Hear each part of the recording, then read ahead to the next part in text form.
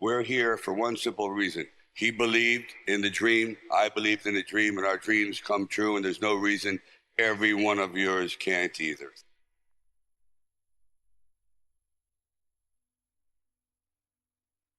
I used to sit in this little apartment, and it was a room. As a matter of fact, the room was so small, I remember I was able to open up the window and close the door while sitting on the bed at the same time. It was like 8 feet by 8 feet by 9 feet. But the one thing about that room, there was really very little distraction. So I would sit there propped up in bed, and I'd go out with my big pen and legal pad and just start writing these stories. And most of them were very, very trivial. But there was something about the process of unrealized dreams. I was always brought back to this subject because I think it's one of the most enduring subjects and one of the most difficult passages for people to accept that they never were realized in their own lifetime, that they just didn't get that shot. I decided it was a time to come to California. So I went to California. And I moved in the valley, and things weren't going very, very well there. As a matter of fact, I had to go out and try to sell my dog because it was either do that or he just was not going to be very well fed. And then one night, I went to see Muhammad Ali fight. For one brief moment, this supposed stumble bump turned out to be magnificent in the fact that he lasted and knocked the champion down. I said, boy, if this isn't a metaphor for life, his entire life crystallized at that moment. He will be remembered for all eternity, at least among the fight fans. He did something extraordinary. I said, now that is probably what I need as a catalyst for an idea. A man who's going to stand up to life and take one shot and maybe go the distance. So I started to write. And it was one of those writing frenzies. And 3 days later, I came up with the script of Rocky. Now, the script by no means was a finished piece of material. It was probably about 90 pages, and maybe 10% of it remained in the final script, but it was done.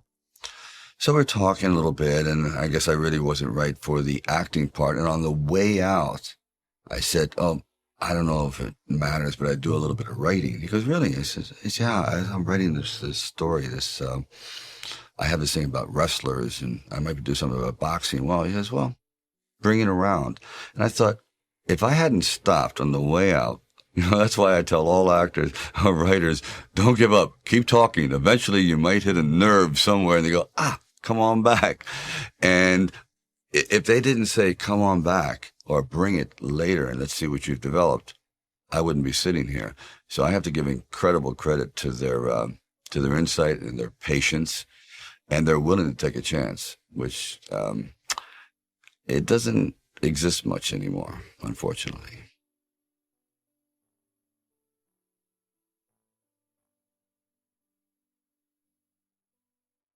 Originally, when I brought the script to them, they were fairly enthusiastic about it. The one thing they were not enthusiastic about was me playing the part, and I really can't blame them at the time. But there was something inside of me that this opportunity is never going to come around. And I really wasn't used to money, and I had no idea of what I would be missing. But the temptation started to come forward. First, it was 25 grand and $100,000. I go, well, I never heard of 100,000 because I had like $106 in the bank. And like I said, I had to sell my dog, and things were not looking very, very good.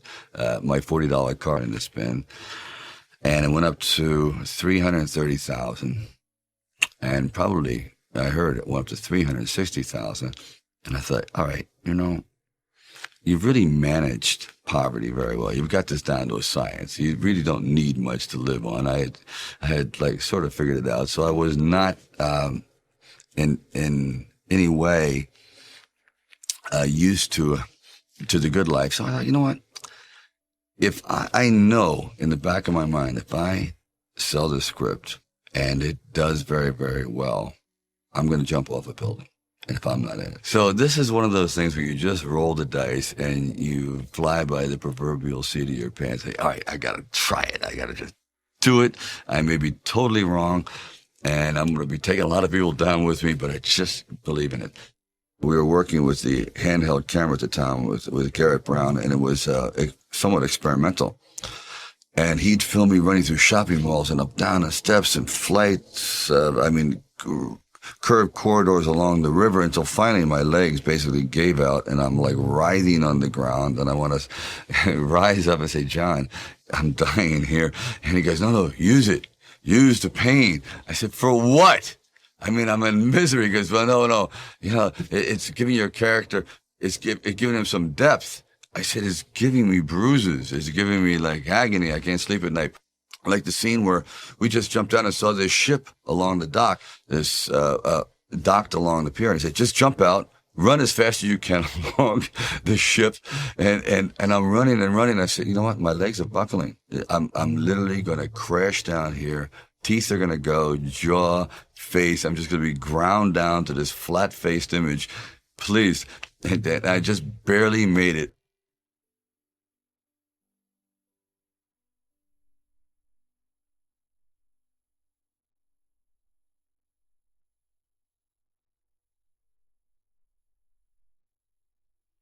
The world ain't all sunshine and rainbows.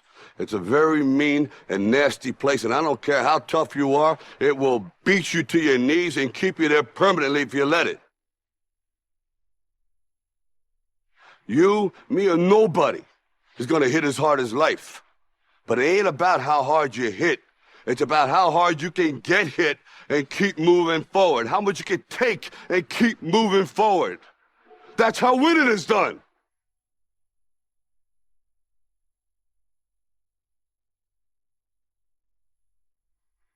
Now, if you know what you're worth, now go out and get what you're worth. But you gotta be willing to take the hits and not pointing fingers saying you ain't where you wanna be because of him or her or anybody. Cowards do that, and that ain't you. You're better than that.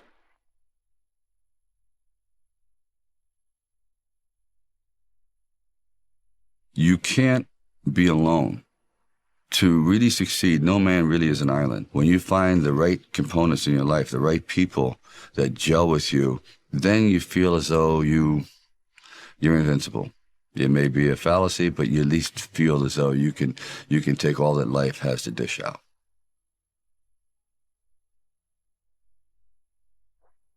At the very end of our lives, if we can still say, you know, we were never humbled, we were knocked down, but we got up, and I can say, I lived life with integrity, and I took all the blows, as the song says, and I still prevailed.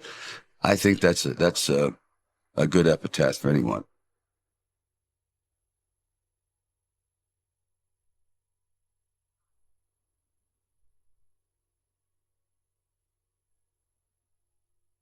It's all about dreams, you know, and by the way, dreams cost nothing. They're free.